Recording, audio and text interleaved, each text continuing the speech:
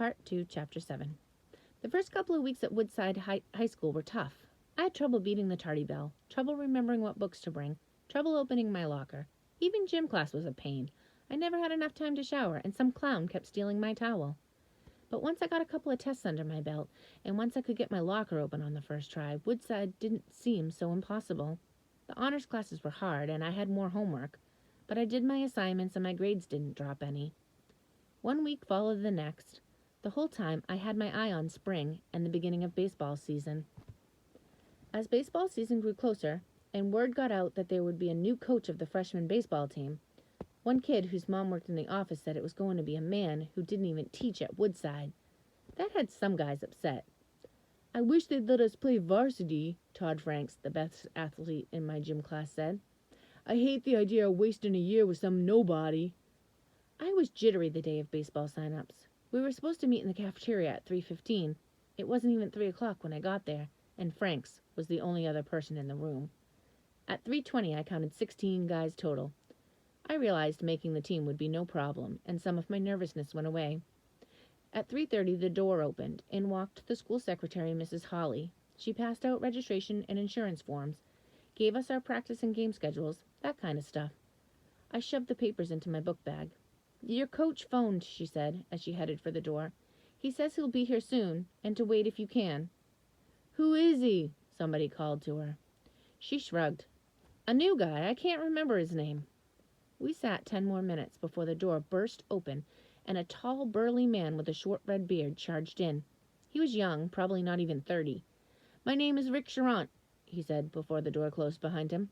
He talked so fast I couldn't follow. I knew he said something about baseball being the only game that has a life of its own, and whatever that means.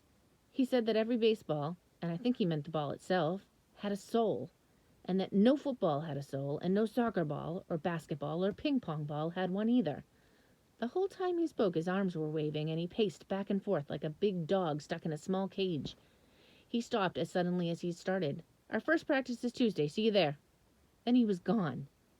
"What a geek," somebody in the back blurted out, bringing laughter from around the room.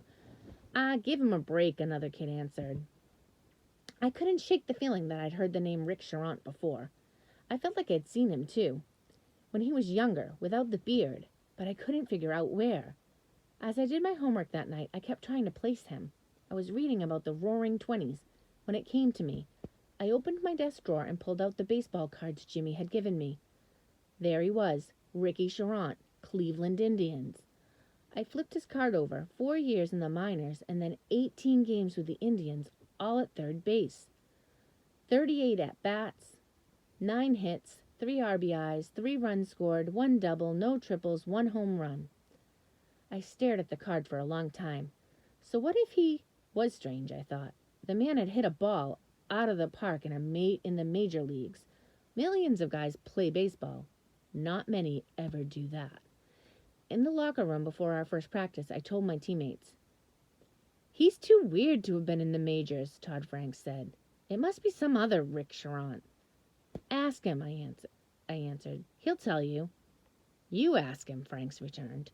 Before practice started, Charant had us sit down on the infield grass facing him. "Boys," he said, arms waving again, "as far as I'm concerned, there's nothing better you can do with your time than to play baseball. So I'm not much on picky rules. I don't care what clothes you wear, how long your hair is, whether you pierce your ears or pluck your eyebrows. I want you here, on the baseball diamond, not out drinking or getting your girlfriend pregnant. But that doesn't mean I don't have rules. In baseball, you get 3 strikes before you're out, and that's how I run my program. I'm not going to try to run down everything that could be counted against you. You know what I mean, big stuff. Failing classes, alcohol, drugs, theft. The first time you're suspended a game, the second time 2 games, but if there's a third time, and I hope to God this never comes up, but if there's a third time, then I'm going to have to figure you're the bad apple, and I'm going to heave you out of the barrel." He paused. "I've had my say. Any of you have anything you want cleared up?" A couple of guys looked over at me. "Ask him," one of them whispered. I raised my hand. "Did you play for the Cleveland Indians?" I figured he'd be happy somebody knew, that he'd puff and brag a little. But it was the opposite. His body sagged like he'd been punched in the stomach. Yeah, I played, he said. He tugged at his beard for a second. Do you know what it means when they say a player has a cup of coffee in the majors? He was looking straight at me. It means a guy makes the majors but doesn't stick. Well, I had a sip of coffee. Everything went quiet for a minute. Charant blew his whistle. Okay, let's get started. After we stretched, Charant told us he wanted to check our speed. I figured he'd have us run the 50-yard dash, but instead, he put us at home plate, had us hit a ball, and then timed how long it took for us to make it to the first base. Then he had us work on getting out of the box quicker. After we'd sweated out a couple of hours of drills, Charant called us to him. That was great. Super practice. We'll do a lot more of that. Fundamentals, that's the name of the game. Right now, you're young men who play baseball. I'm going to turn you into baseball players. He paused. Let's run 2 miles and call it a day. We thought he was joking. We'd done nothing but run for 2 hours, but Charant headed for the track, so we trudged behind him. He lined us up, blew his whistle, and we took off. A strange thing happened then. Most coaches are real good at blowing their whistles and telling you to run while they scratch their fat bellies. But Charant didn't stand. He ran with us. Actually, he ran ahead of us. Junior Tupou kept up with him for the first mile, but at the finish, Charant had him by 50 yards easy. I finished in the middle of the pack. My side ached. My face was bright red. My throat was filled with snotty spit. I leaned forward, gasping for air. Charant patted me on the back. Nice run, kid. Nice run. He wasn't even winded. When I finally had the strength to look up, Todd Franks was crossing the finish line, last by 200 yards.